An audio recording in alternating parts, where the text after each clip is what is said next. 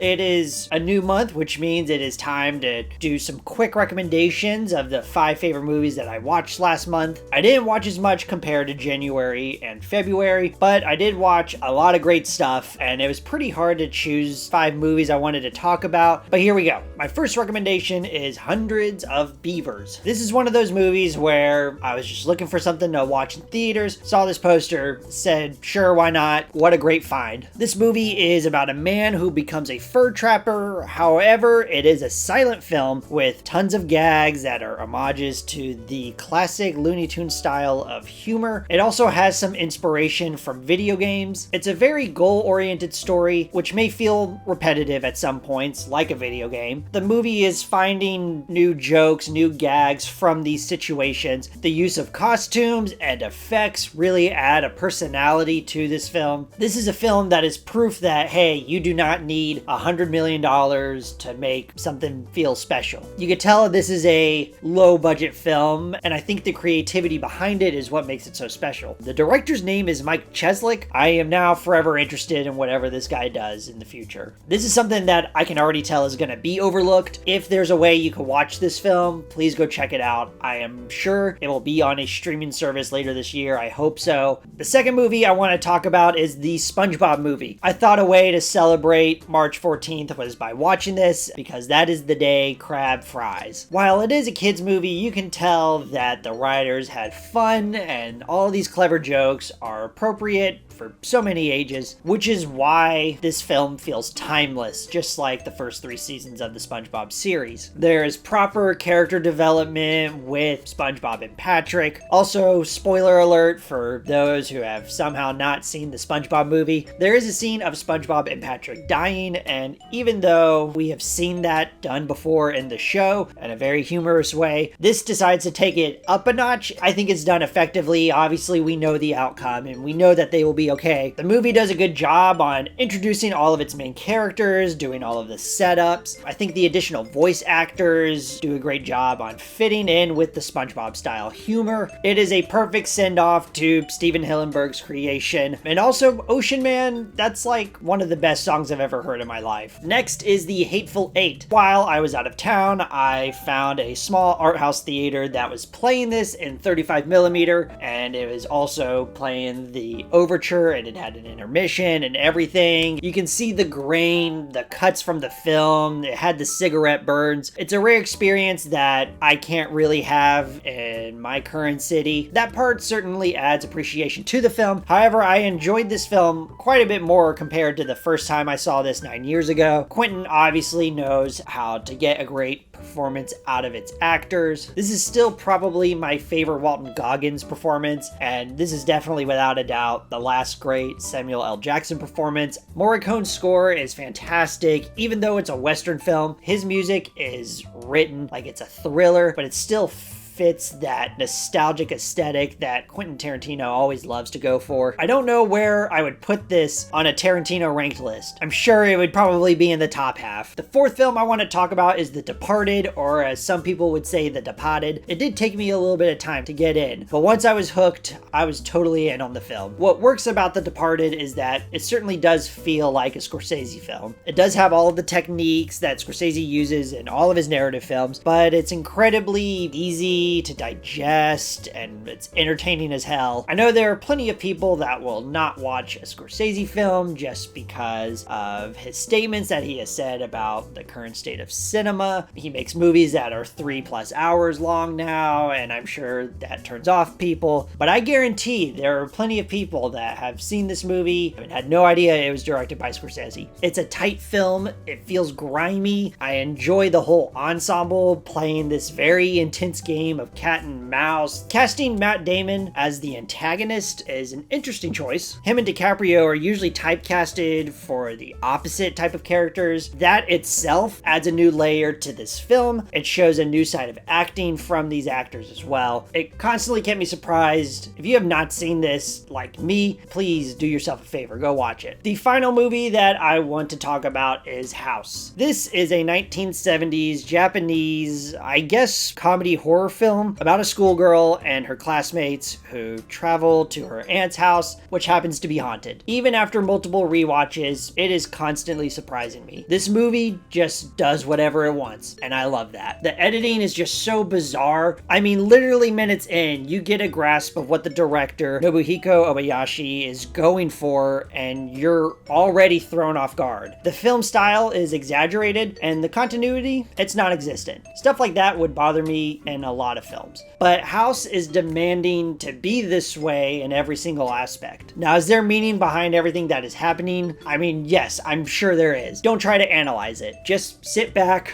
try to relax if you can, and enjoy a wild ride. It's in the Criterion Collection if you are looking to expand your physical library, but if you also have a Max subscription, you can check it out there. Those are the 5 films that I wanted to talk about, so thank you so much for watching this if you made it this far. I don't think I mentioned this in my last video, but thank you for the 250 plus subscribers now. We are slowly getting there. We are making our way. Have you seen any of these 5 films? Do you recommend anything that I should watch in April? Please let me know. Please like, comment, subscribe, do whatever you want. Make sure you exercise every day, drink your milk, and have a great day.